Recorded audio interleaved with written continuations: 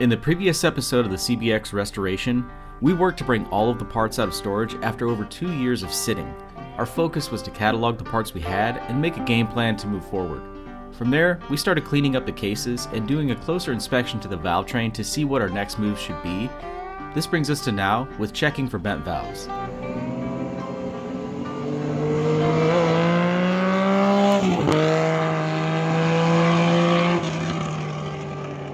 Alright, I'm checking the valves for straightness here, so I made it almost all the way through the exhaust valves, and this one is definitely bent. So it looks pretty disgusting on, like, just not even a sealing surface left on it. So I'm glad I found at least one bent valve, so definitely have a few more to check. Well, we got at least one bent intake valve.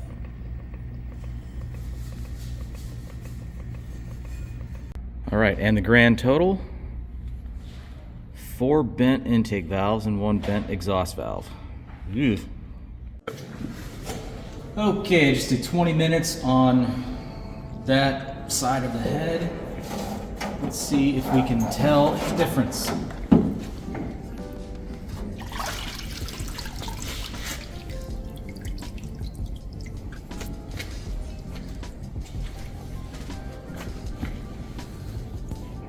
Not a whole lot yet.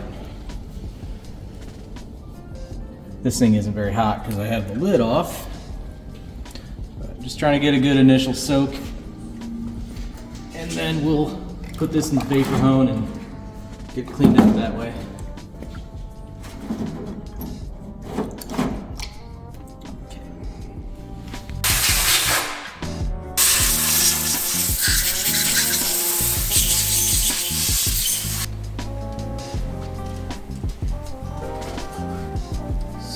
Much room for activities.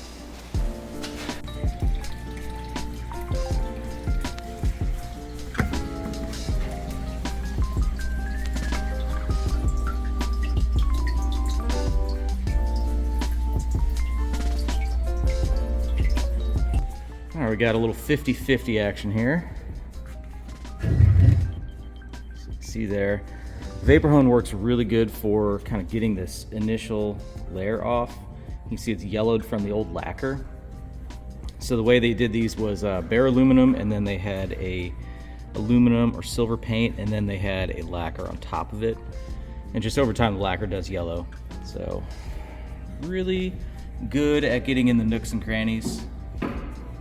Ultimately not a ton of work. So I do think we're either gonna try one of two things. We're gonna either do paint stripper on, the residual lacquer and then silver paint, or we're just going to try to throw this in the sandblaster and see what happens.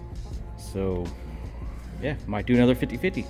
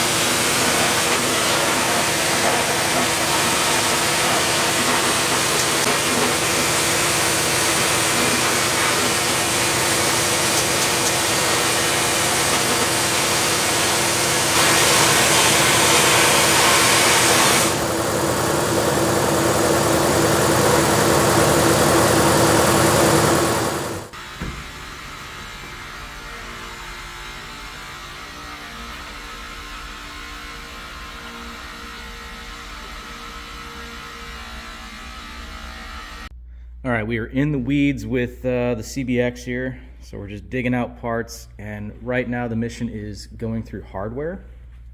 So what we're doing is we're cataloging each component with its hardware, figuring out what needs to be plated, what color, if we need to replace something. So that's kind of what we're focusing on right now, just kind of getting through all of it and then starting to build our plating pile. So black chrome, regular shiny chrome, airbox stuff. We got to take that apart or clean this up still, and making our list of replace hardware. If a screw is just kind of chewed up, we'll replace that. So all these are going to be really nice. We're going to be doing this in 2 stages basically. So I know it's going to be more expensive, but I don't want to take apart the chassis right now because it will just take up so much more space. So we're focusing on the engine, and we're going to have all of the engine hardware plated, and then we're going to turn our attention to the chassis. So I think this is going to work, but it's definitely a time-consuming process to make sure that we do this right and it's in a way that I can understand it. We also have that helpful Paul Jennings spreadsheet and book, so we'll get it done. All right, everybody, quick break in the video. I just want to talk to you guys for a moment about YouTube and the channel. I've really been putting everything I have into making this work, and I hope you guys have been enjoying the videos I've been putting out. It's been a lot of fun having Seth here and getting to bring you guys all different kinds of projects and all different kinds of adventures. So if you could, it would mean a lot if you hit that subscribe button if you haven't already. Looking at some of my analytics, it appears that about 70% of you are actually unsubscribed, and that's okay. I appreciate you guys watching the videos, but it would mean a lot if you went ahead and hit that subscribe button. It helps the channel grow and get pushed in front of more people who might also enjoy these videos. So if you could, please do that. I would greatly appreciate it, but back to the video.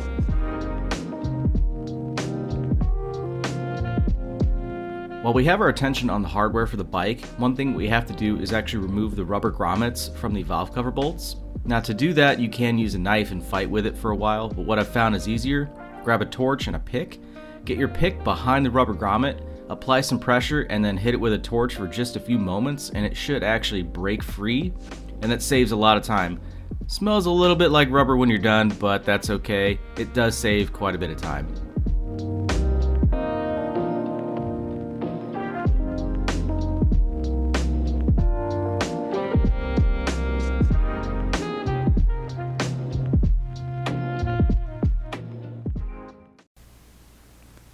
Currently got the head all nice and taped up, ready for sandblasting.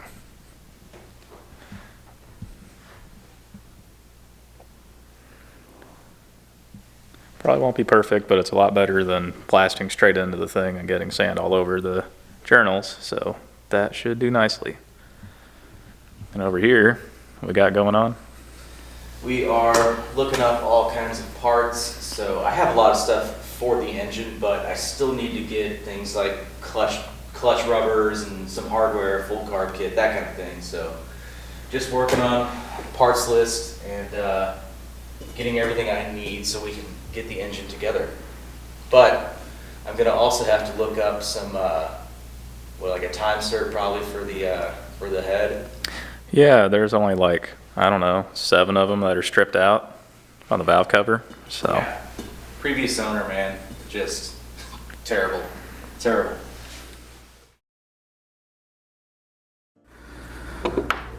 Okay, on the table here I have all of the cam caps, as I call them, and 8 of these are actually the ones that hold down the valve cover. So your valve cover will bolt using 8 special bolts that go into 8 special cam caps.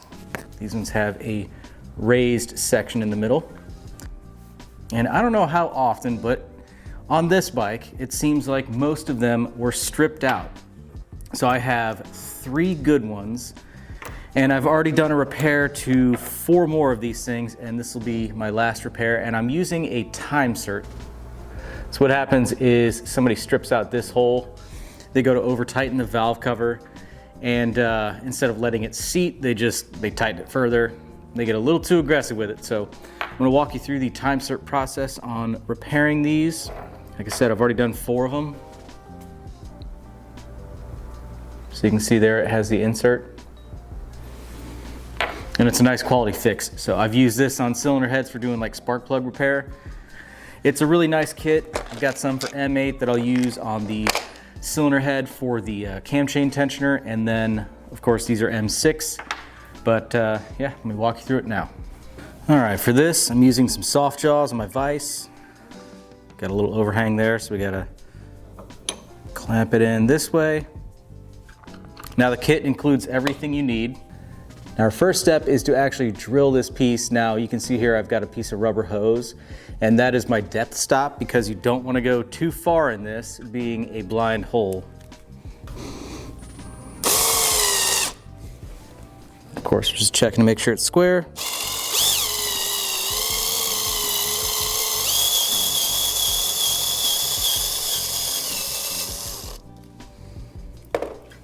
Simple as that. Next up we have the counter bore. So it's got a couple different sets of teeth there on the outside. This is the center guide. And this is going to cut the relief that we need. So put this in a tap.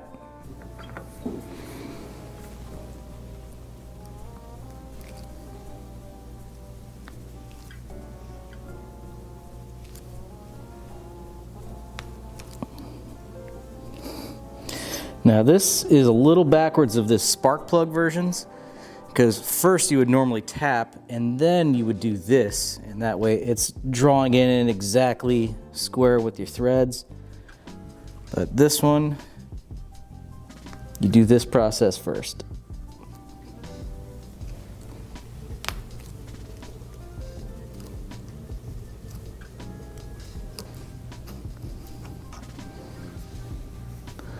Got a little ways to go still.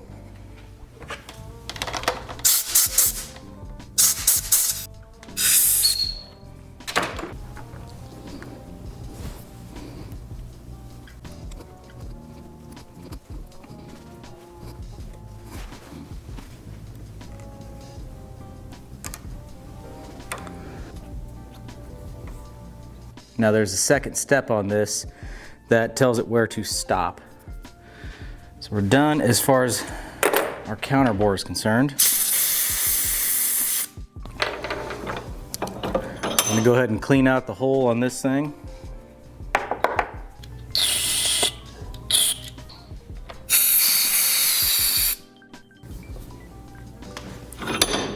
Now from here, we're gonna go ahead and tap this. Now on my tap, you can see I have that black mark, and that's also for my depth. Now I can feel when it bottoms out in here, but again, I just want to make sure it's not going too crazy.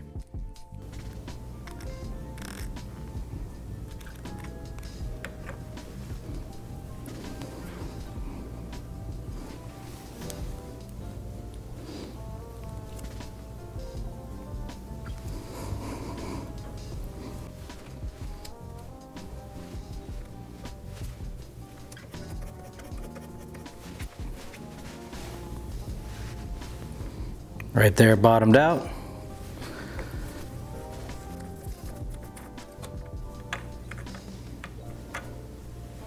All right, I'm gonna go ahead and clean this out once more.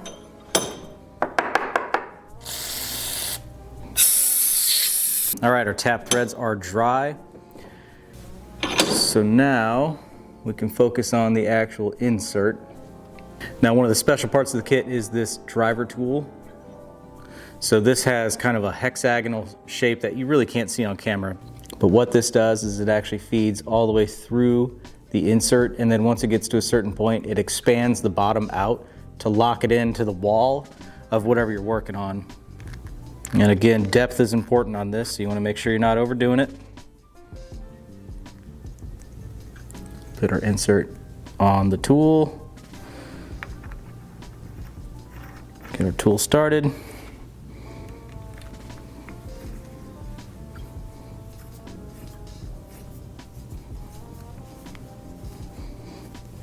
And then our counter bore is what stops the actual insert to create a positive seat, and then our driver tool is going to just start feeding in and down through the insert. Right there it starts getting a little tight where it's going to start expanding it out into the side. So we just keep going. This is what the oil's for. And now it's past the bottom because I can feel it getting easier. We want to make sure we don't bottom it out. I have a little black mark there as well. So I know we're past where we need to be, and now we can just back it out.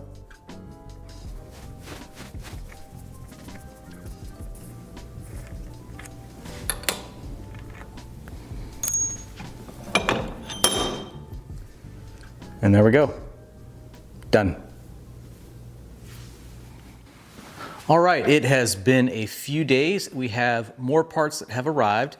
So the package I mentioned from the Netherlands has shown up. This is from CMSNL, and a lot of this is actually just hardware that we're gonna be replacing that we're not gonna be plating. So some of them might have had shoot up heads or something like that. So go ahead, replace the hardware. We have more miscellaneous seals, just a bunch of random things in here.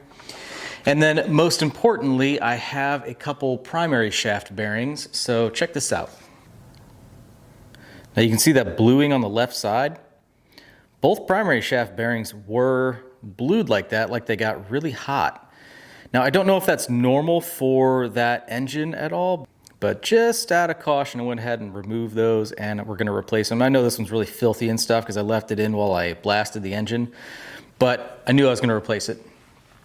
So we have that, and then we have all of this hardware. So I'm really torn on what to do. The idea was to send out this hardware to be replated, and I'm just in a bit of a pickle. I can't seem to find anywhere that does black zinc coating, and that is definitely a necessity for these bikes.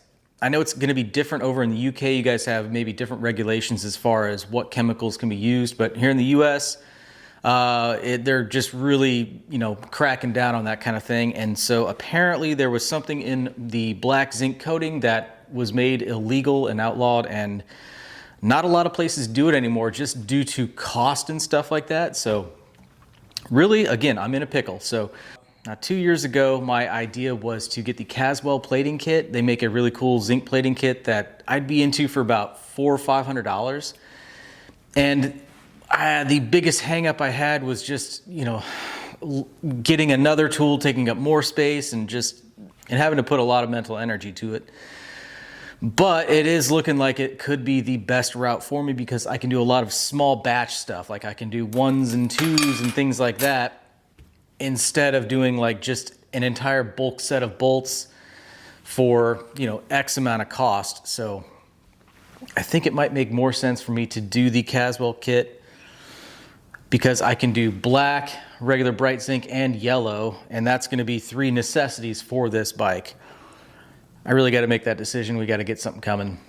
So, I guess it won't be so bad. But that will give me more control over this stuff too. And, of course, I've got a ton of other bikes in here, a lot of the custom builds and whatnot. It would be really cool to be able to zinc plate things and just make them look super nice. Now, outside of hardware, the engine, the cases, and the head, they are not in here right now. They are actually at my friend's shop. He is actually jet washing the cases, just helping him get that preliminary stage of cleaning up, and then I will do the rest once I get back here. We'll get everything just perfectly clean, and then we're gonna paint the cases, and once that happens, we have everything we need to go ahead and assemble the lower end. So that would be really cool and help make a lot more space. Right now, everything's still blown apart in here. It doesn't look much different from the last video, but we are making progress, which is cool. And I'm sure you guys have seen the video on that parts bike I bought. This thing was out in the woods for a long time, so we have basically an entire spare engine. A lot of this stuff might be usable, I don't know. I am really curious to see how this case would clean up. I wiped it down in a couple spots, and I think the paint is actually in really good shape. It's just pretty amazing. So I'm curious if I'll need this cylinder head, because mine, I don't know how many guides and valves we'll need. And this one might arguably be in better condition, which is kind of crazy to say. There's not a chipped fin or anything on this engine. But if you guys haven't seen that video, definitely go check it out. We got a chassis with it and stuff like that. No title, but it was definitely worth saving. It was in the woods for 25 years, something like that. But like this, you know, my goal is to consolidate everything and make some more space in this shop. It's just getting a little chaotic right now. I got a lot of stuff going on and my brain is telling me to fire sale everything. So yeah, hopefully this is a decent update for you guys. We did make progress and we are moving forward on it. So hopefully I'll have another CBX update before too long. I don't know when that will be. Christmas is next week and we're all just gonna be kind of chilling. So anyway, until those videos drop, check some other videos out on the channel, subscribe if you haven't already, and I hope to see you in the next video. Thanks for watching.